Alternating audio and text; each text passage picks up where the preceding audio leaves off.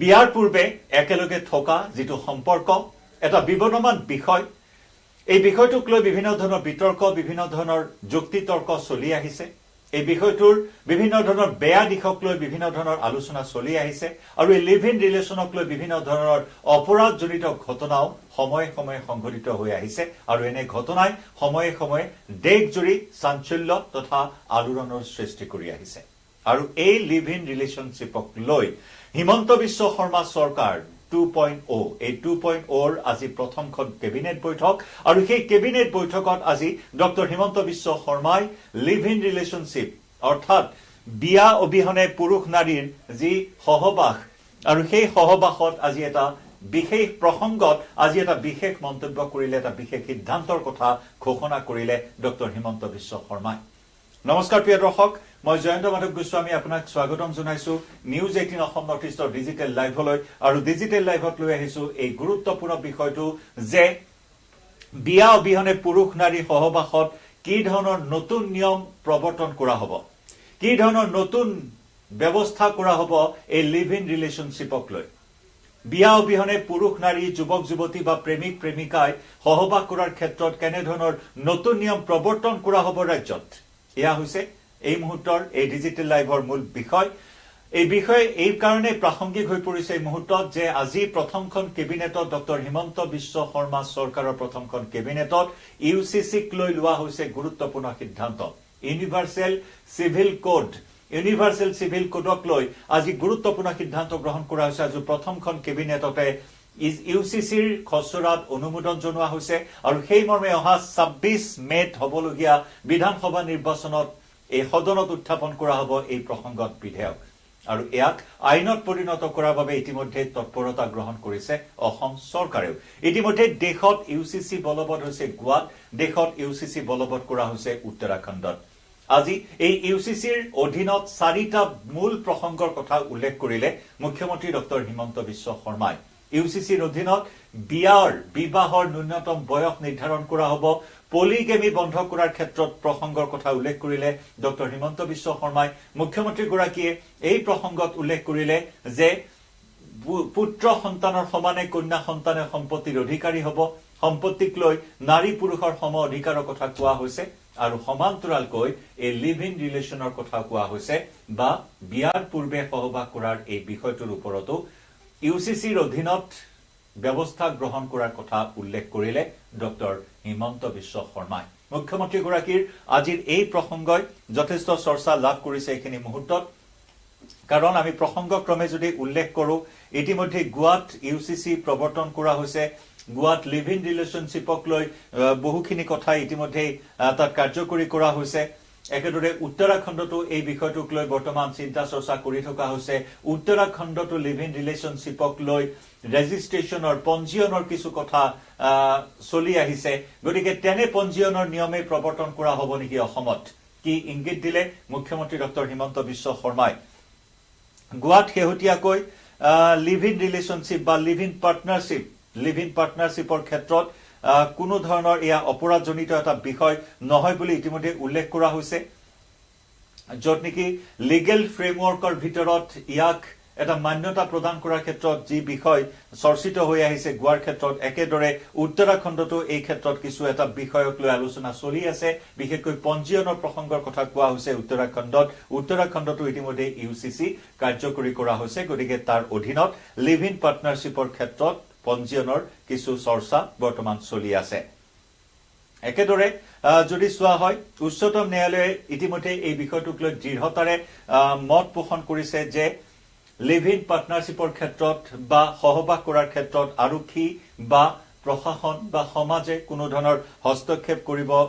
অধিকাৰ নাই সেই কথা উল্লেখ কৰা হৈছে গোৱাত লিভ ইন পাৰ্টনাৰশ্বিপক অপৰাধমূলক বুলি গণ্য কৰা কোনো নতুন বা নিৰ্দিষ্ট বিধিগত নিয়ম নাই বুলি উল্লেখ কৰা হৈছে লগতে এই সম্পৰ্কক অধিক সুৰক্ষা আৰু লগতে এটা আইনী কাঠামোৰ গণ্ডিত আনিবৰ বাবে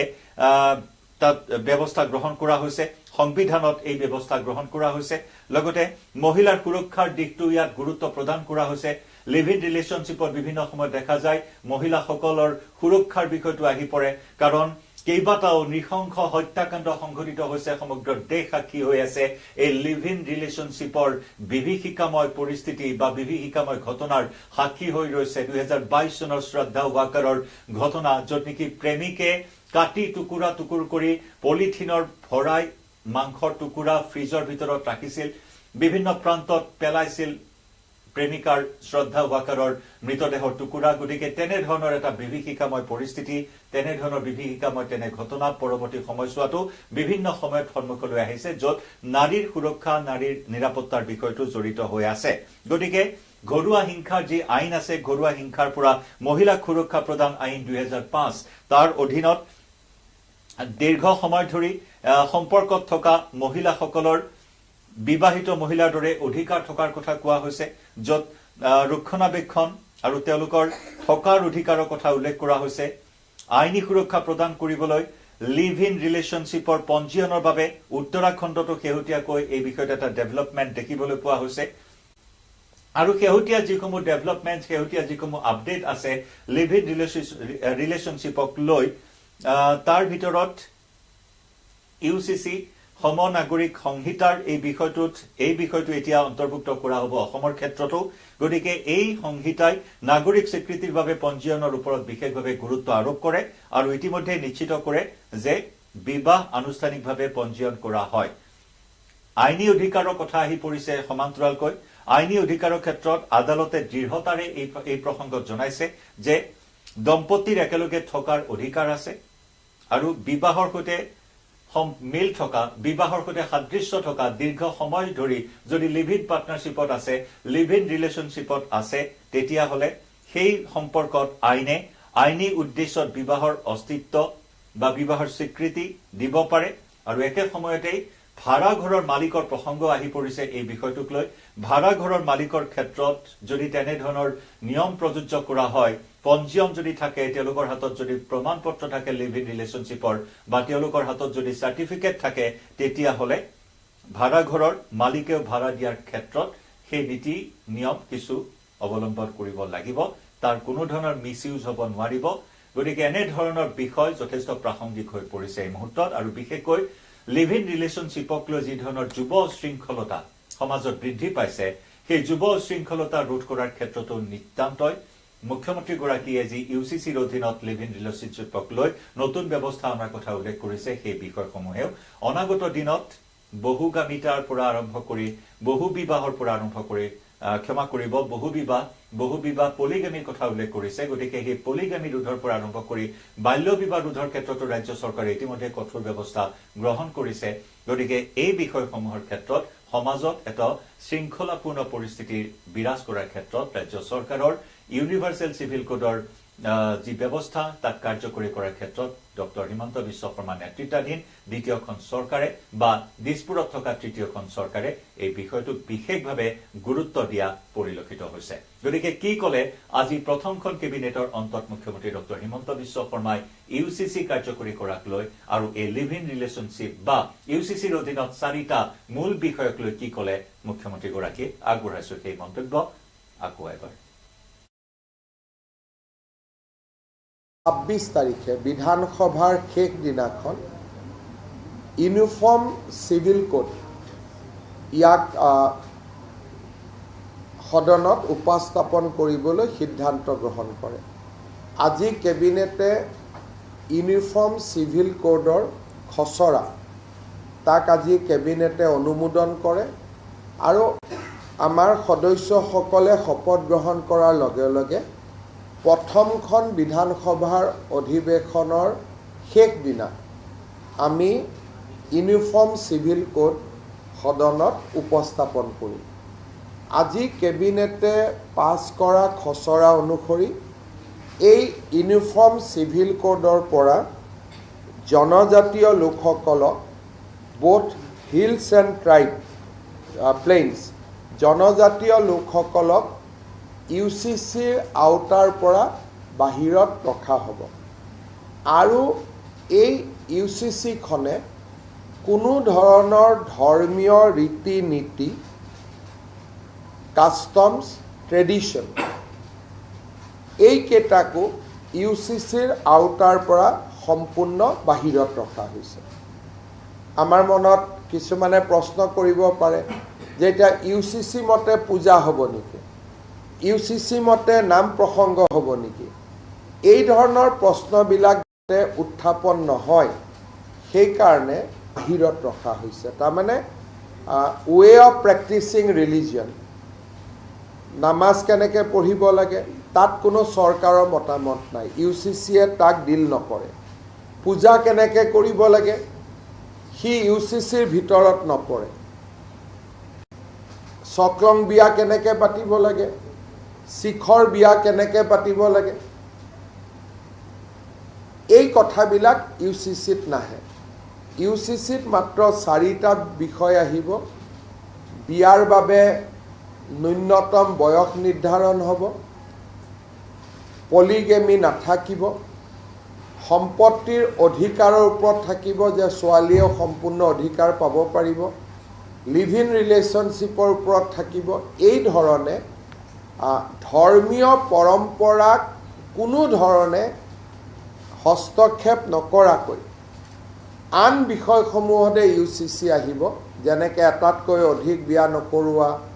সম্পত্তিৰ অধিকাৰ ছোৱালীলৈকে আগবঢ়োৱা, আমাৰ মেৰেজত কম্পালচৰি ৰেজিষ্ট্ৰেশ্যন প্ৰয়োজন বা বিবাহ বিচ্ছেদৰ নিয়ম কেনেকুৱা হ'ব। গতিকে UCCত এটা স্পষ্টীকৰণ হিচাপে মই আগবঢ়াইছোঁ যে জনজাতীয় লোকসকলক এই UCCৰ আওতাৰ সম্পূৰ্ণ বাহিৰত ৰখা হ'ব